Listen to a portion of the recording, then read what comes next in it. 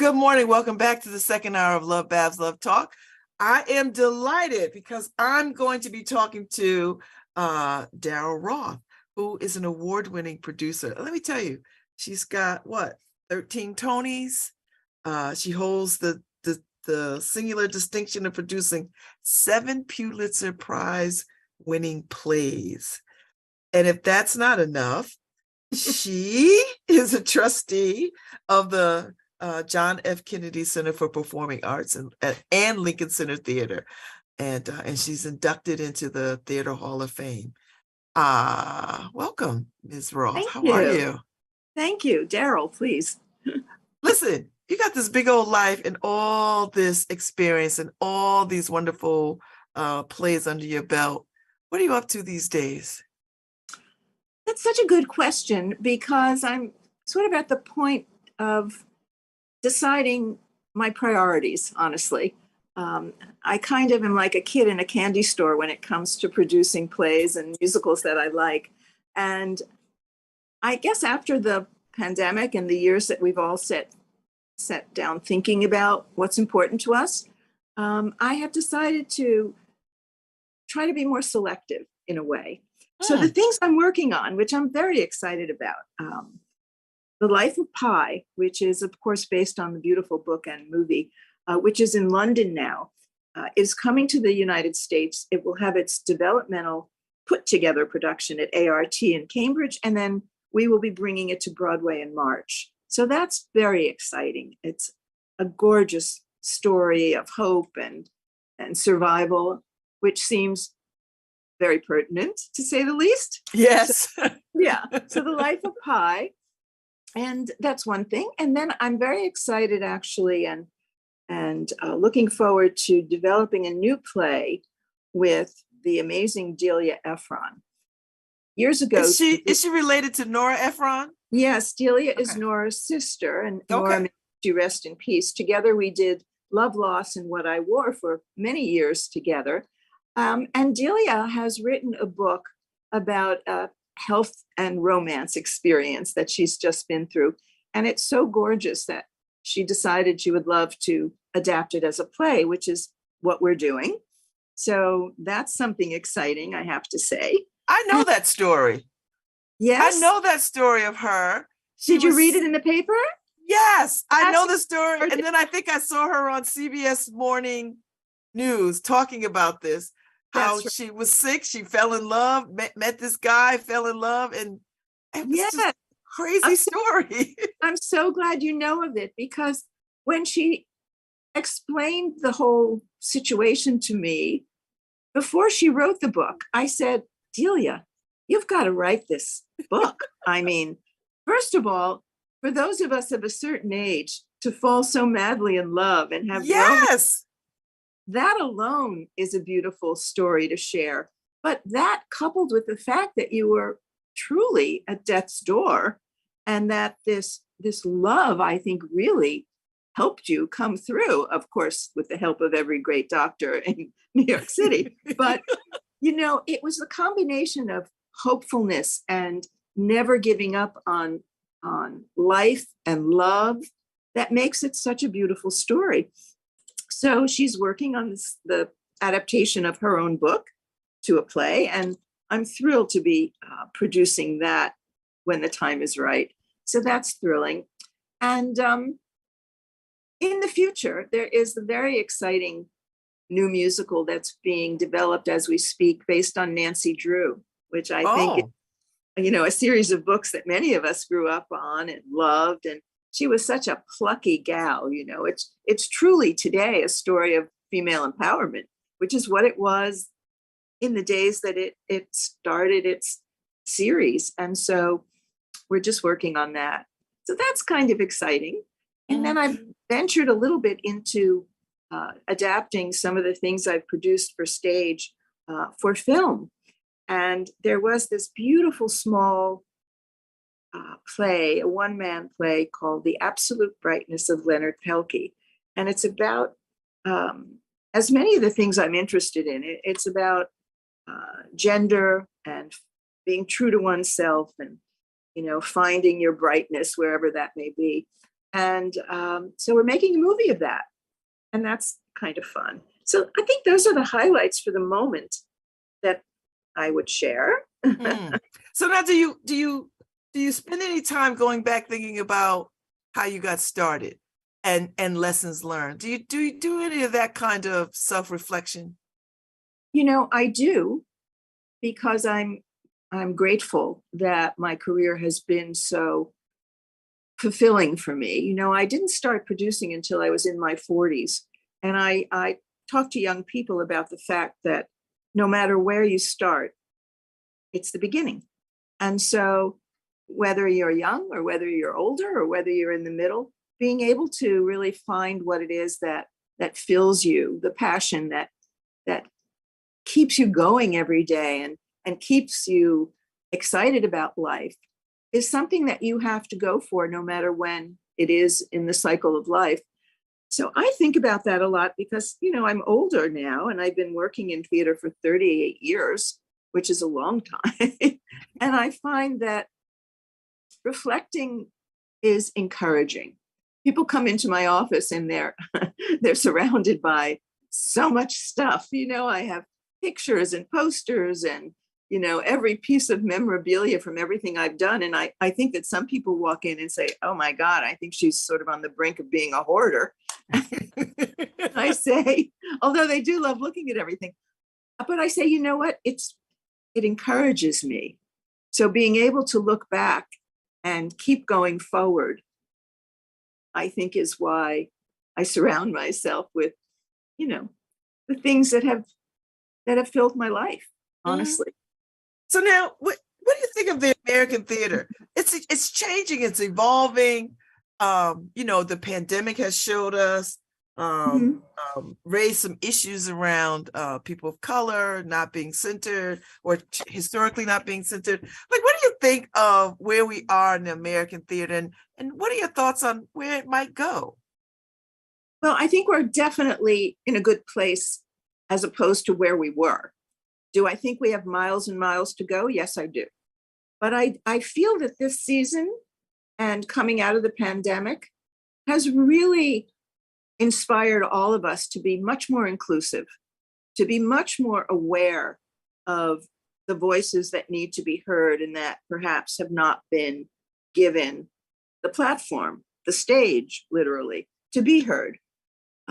There are a lot of new groups of people that are involved in producing. And for me, it's also an involvement in working in all of the areas of stagecraft.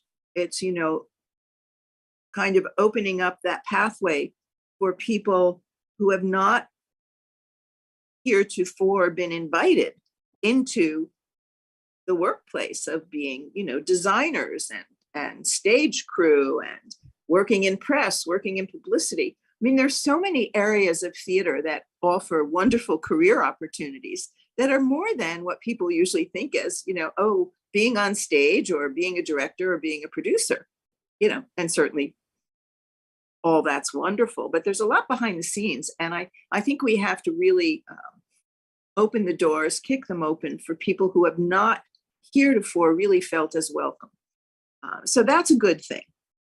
I think some of the work that's been presented lately has shown audiences that the color lines have to be erased. And we have to show the work of everybody that has something to say. And I think that we've had a good season. Kenny Leone, who is one of my favorite directors, has been working very hard. His production of Top Dog Underdog's terrific. I think that there's just been so much good work. I mean, the August Wilson plays that are back with LaTanya Jackson directing. I mean, that's glorious. So there's that.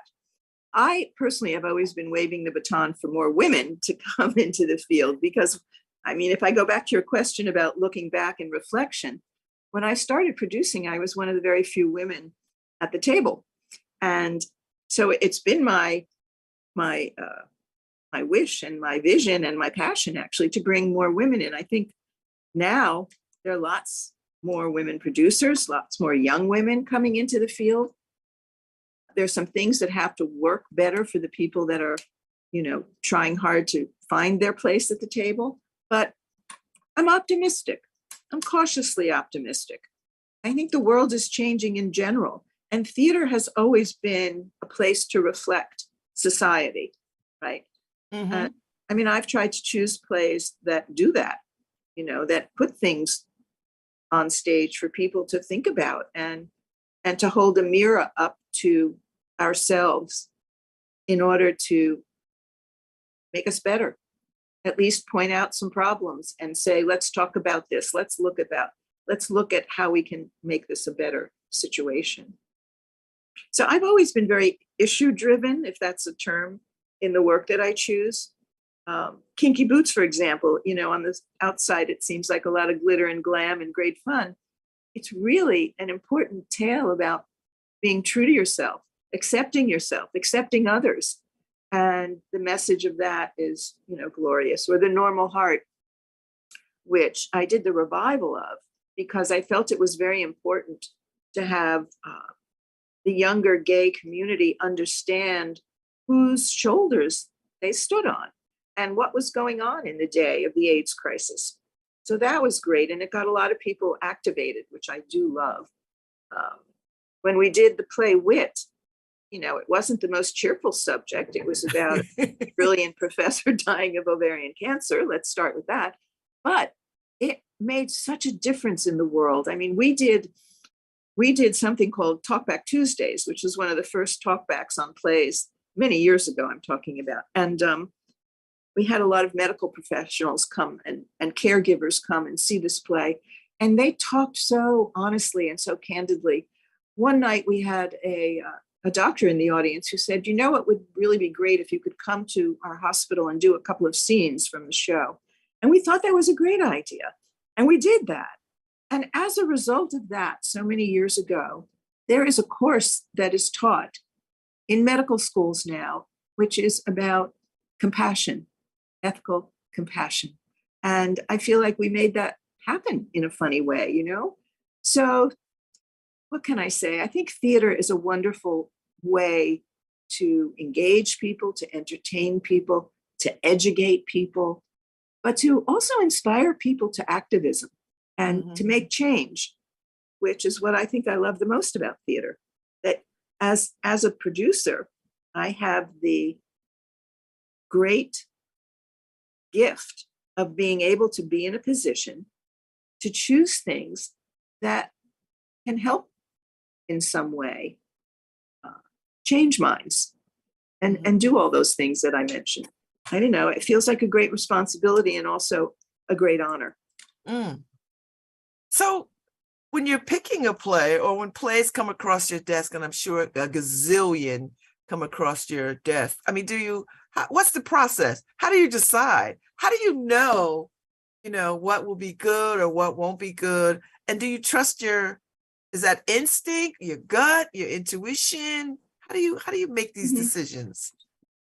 It's such an interesting question. And sometimes I really don't know how I do or why I do, but most of it is instinctive. And, I feel if it's interesting to me, maybe it will be interesting to others.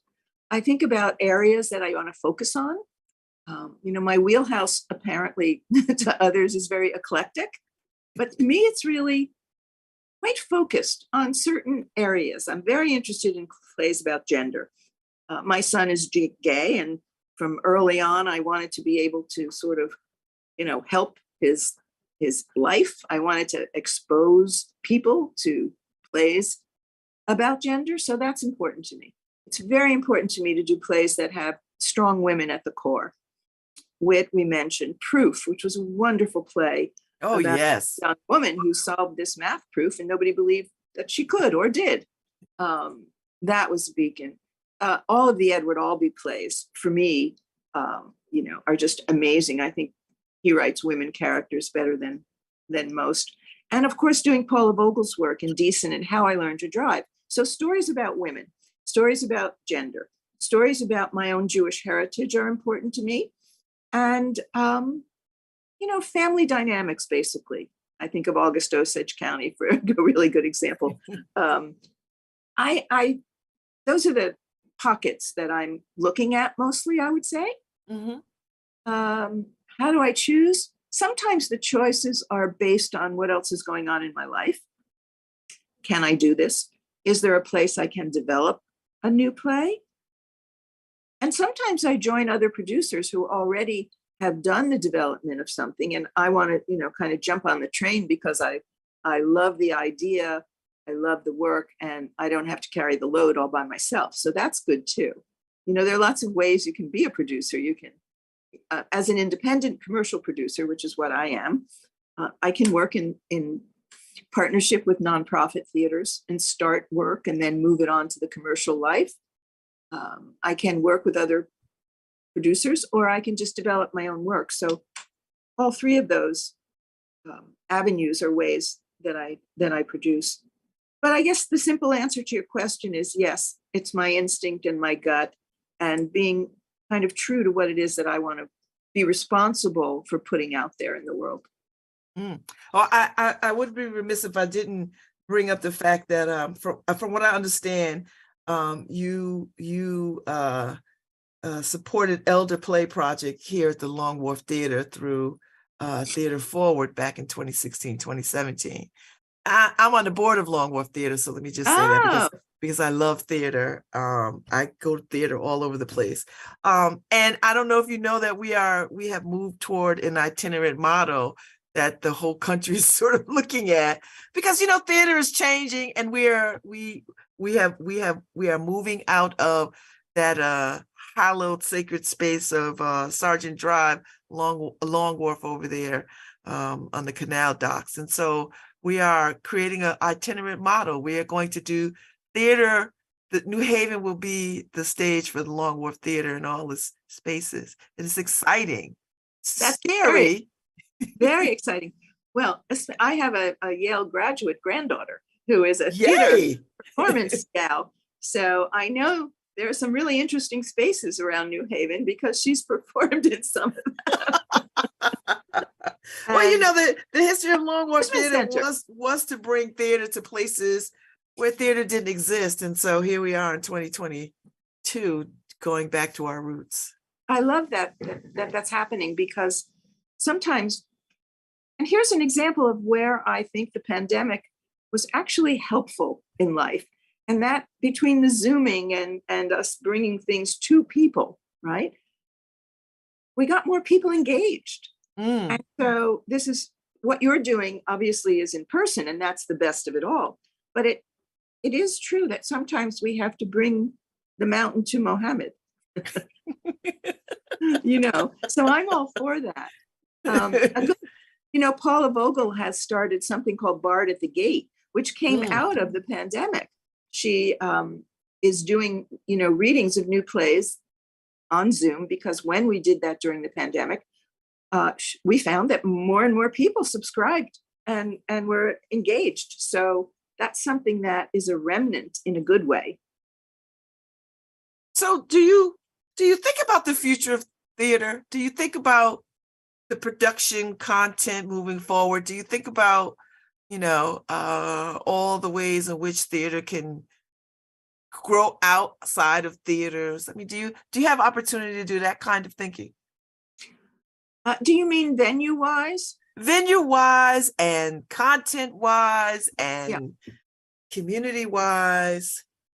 I do think about that. And years ago, I think I did something that fits that bill in terms of both subject and venue.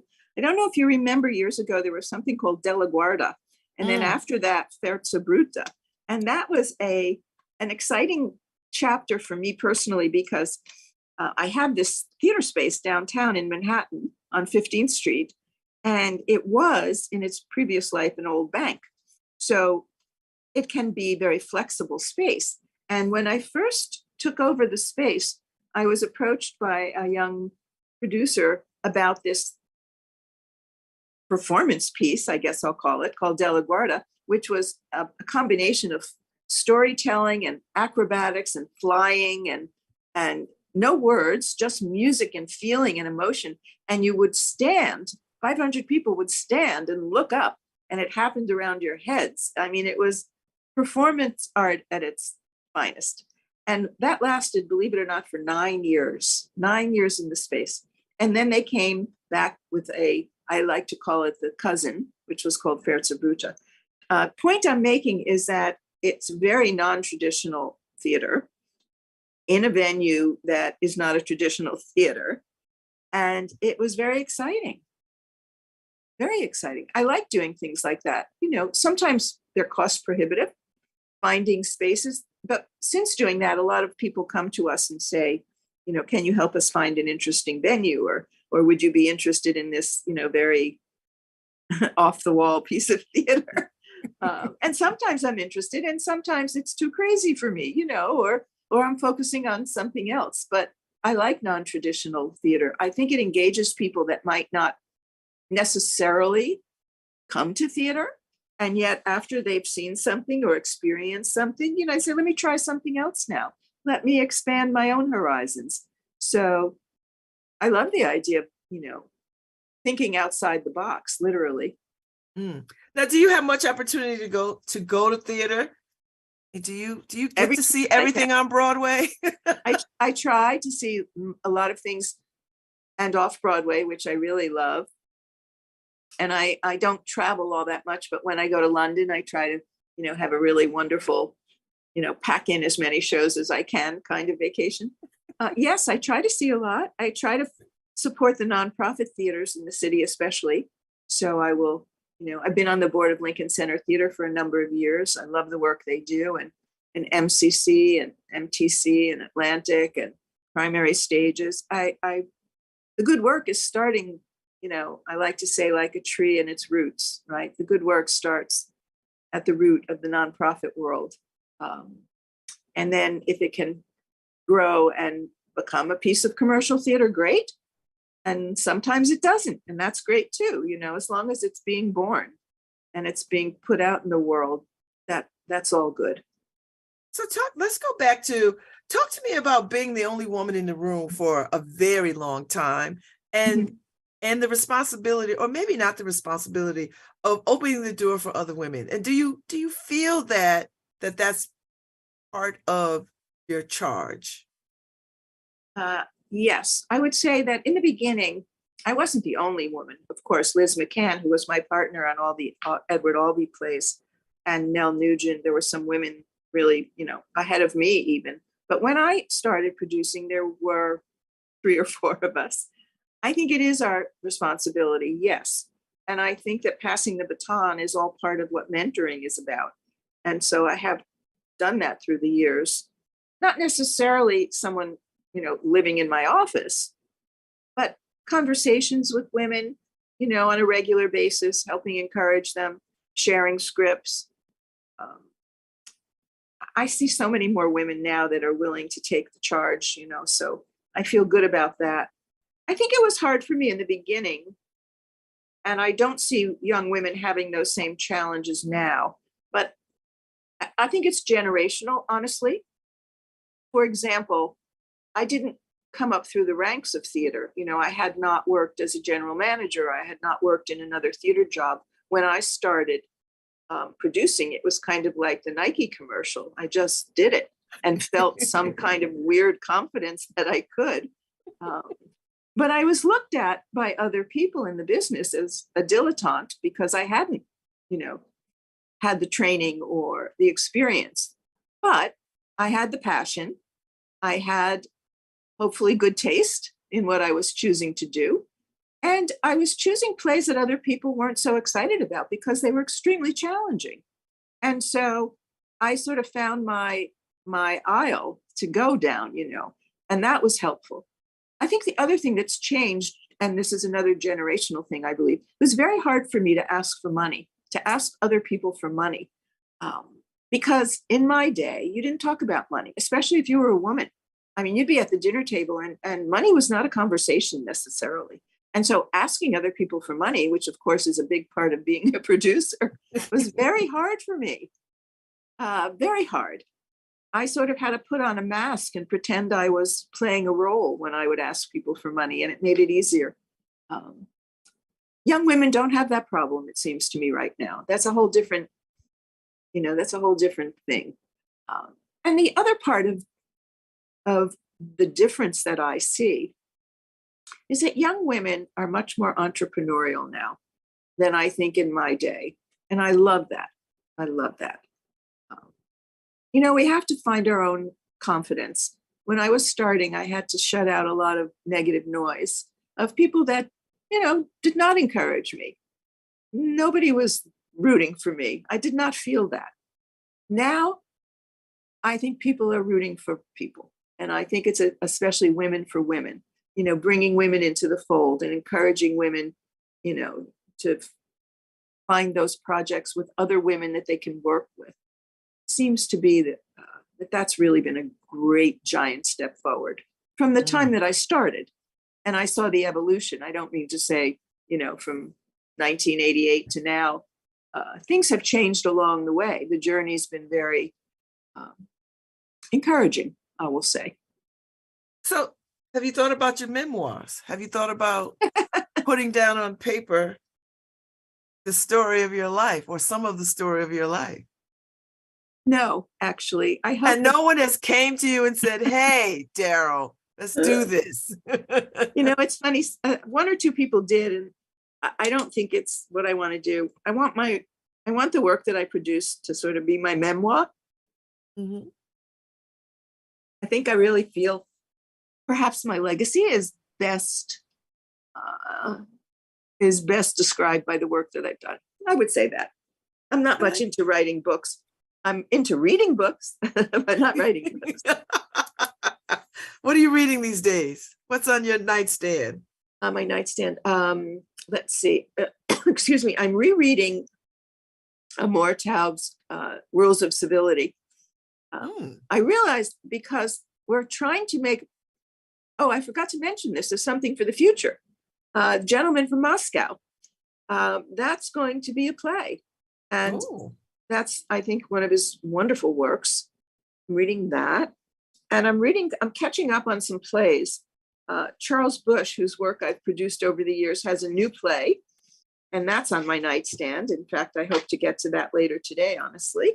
I love his work. The Tale of the Allergist's Wife was one of my first plays that I did of Charles.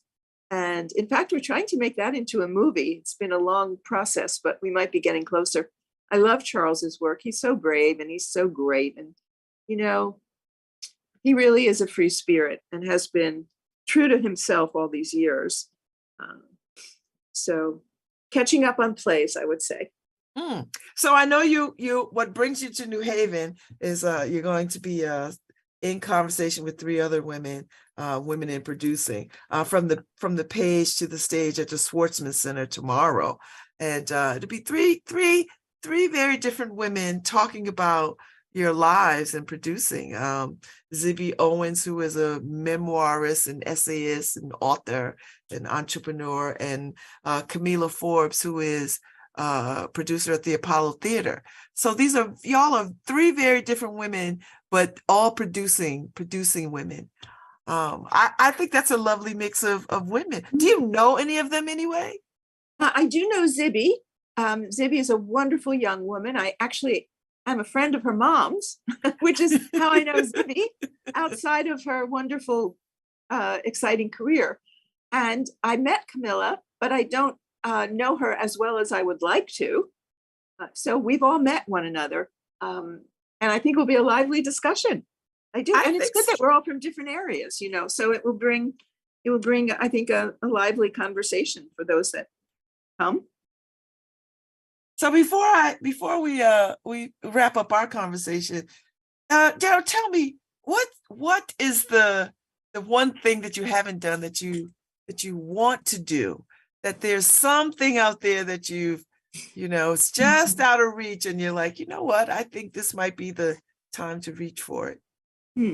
What an interesting question. I try to always be grateful for what I have on my plate, but if I were to wish a bit, I think I would, professionally anyway, I would wish that I could, in fact, turn some of the plays that I love, that I want to last more, into film, so that they could be seen and they could be enjoyed. Sometimes, you know, they don't find their audience at the time that they're being produced. And so we depend on the future for the plays to be licensed and done in different cities and whatnot.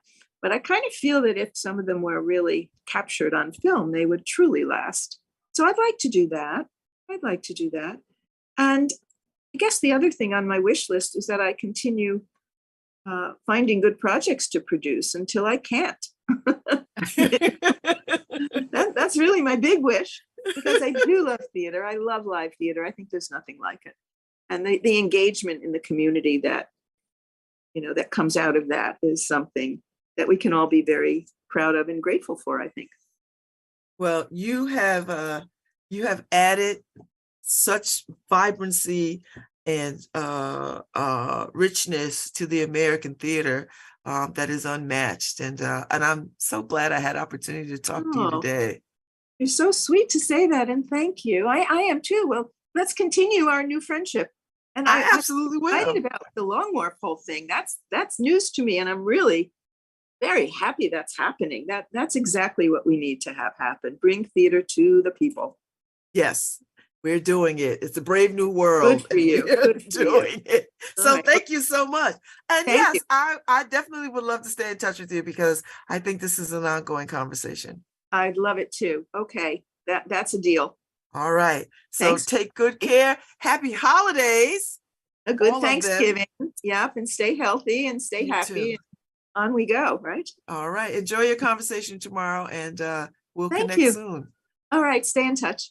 Thank you, Daryl. All right. Bye-bye. So if y'all are interested, go to the Schwartzman Center, from the page to the stage, Women in Producing, tomorrow, 12 o'clock. Bring a lunch. It'll be a good conversation from 12 to 2. You will not be disappointed. Plus, the Schwartzman Center is swanky, a very swanky space. So I'm out, good people. Thank you. Tomorrow, I am chatting with, who am I talking to tomorrow? Oh, Sean Hardy and Andrea Daniels. They've got a production too, and we're going to hear about it tomorrow. So thank y'all for listening. Harry, I'll see you tomorrow. Thank y'all. Y'all be safe out there.